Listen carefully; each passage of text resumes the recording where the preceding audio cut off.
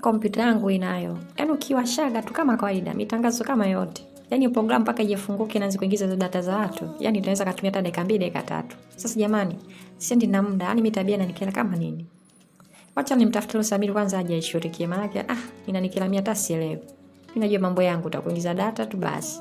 Na mambo mengine si kompyuta nzito mimi hata siwezi nikajua inakuwa kwa vipi. Mambo ya Samiri. Ngoja nimtafute Samiri kwanza aje sawa afu nijue nafanyaje. Maana hapa nitachanganya tu mafaili hapa. Tausi. Wewe unasema kaenda wapi? Mimi mtoka zangu ofisini nimekuja kuchukua kitu changu mara moja hapa, lakini na mwenyewe pia hayupo. Basi wewe acha tu nirudi. Nataka sasa kuona namba yake ninayo. Nitampigia tu aniletee. Maana nimejisikia kidogo kutembea kutoka ofisini mpaka hapa. Lakini nakuja hapa, lakini mwenyewe pia hayupo. Sasa ndo nini kama hivi? Hata mteja akija hapa inakuwaje sasa? Sasa kwani lawama tu kama navolalamika mimi? Anyway, nitampigia tu simu acha tu nirudi ofisini. Nikamalizane kwanza na Madam Margaret. Maana leo ni Christmas leo. Nimesema ikifika siku ya Christmas lazima nimuelekeze kila kitu kuhusiana na jinsi ambavyo ninavyompenda. Madam Margaret. Siamini kabisa kwamba asubuhi leo ningeweza kuja ofisini kwako na nikakuta uko mwenyewe. Maana najua unakuwa na shughuli nyingi sana za kiofisi. Unajua kumeshakucha tena kwenye kazi za watu, kwa hiyo lazima ujitume na kujisumbua. Si unajua tena. Maana bila hivyo unafikiri mambo hayawezi kwa mambo. Lazima ujisumbue kidogo. Basi sawa, nimefurahi sana kusikia hivyo Madam Margaret. Lakini nilikuwa na jambo kidogo binafsi la nje ya ofisi.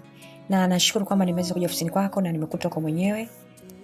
Kwa hiyo please, kama hutojali basi nikwambie jambo langu.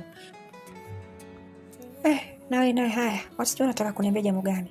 Unaweza tu kaniambia wala hamna hataja kutaka kuomba ruhusa la nini. Wewe sema tu mimi nakusikiliza. Nimefurahi sana. Sasa nilikuwa na jambo moja ambalo ni muhimu sana. Kwa sababu nimeona nisipokuambia nitakuwa bado sijautendea haki wanaume wangu. Tangu mara kwanza nakuja kwenye kampuni, Madam Margaret, kwa kweli umenivutia sana, umeniguza sana moyoni mwangu. Yaani kifupi naomba niwe na mahusiano na wewe.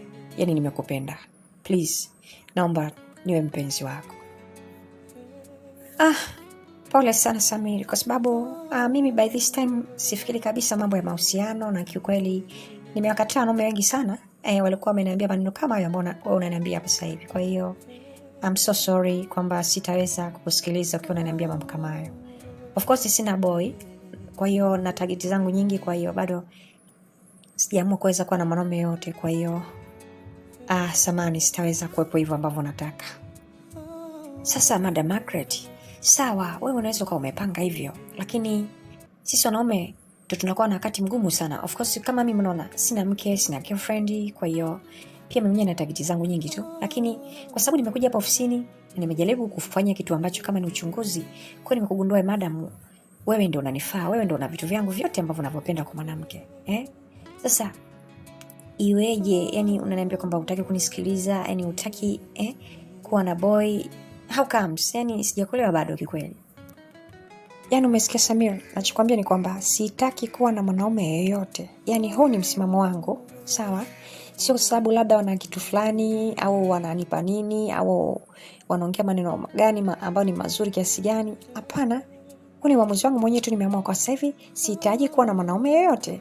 Niko busy na mambo yangu, niko busy na kutafuta pesa, Kwa hiyo ndio hivyo tu kifupi. Kwa hiyo I'm so sorry. Nadhani nishakwambia siwezi kuwa nawe Samir.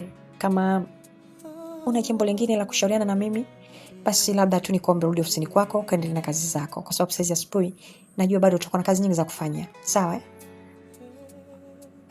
Madam Margaret, binafsi mimi mwenyewe najua kwamba nina kazi nyingi za kufanya. Sawa? Na ndio maana nimekuwa ile asubuhi kwa sababu leo nilikuwa ni target yangu kukuambia kwamba jinsi gani ninavyokupenda. Sasa jamani, mimi kosa langu hapo liko wapi?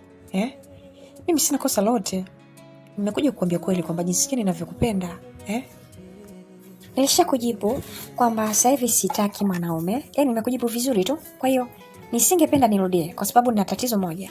Uwaga nikirudia kitu mara nyingi huwa na tabia nachukia na huwa nakuwa mkorofi. Samir, naomba usitaki kuniharibia asubuhi yangu ya leo. Okay? Nimeshakujibu. I don't need any boy for this time. Okay, sawa. It's okay, sawa. Okay, fine. Basi sawa. Mimi ngoja nikuache. Sasa ufanye shughuli zako. Lakini you have to know kwamba Of course wewe mimi ni mtu ambaye nimetokea kukupenda sana Madam Margaret. Kwa hiyo please nakuomba, you can think about me because me I love you so much madam. Okay? Nadhani nitakutafuta tena baadaye kidogo. Wacha tufanye mkazatu, alafu nadhani baadaye tutajua nini. Okay? Hi. Have a good day. Have a nice week. Tena Samir, nikwambie kitu kimoja kabla hujaondoka.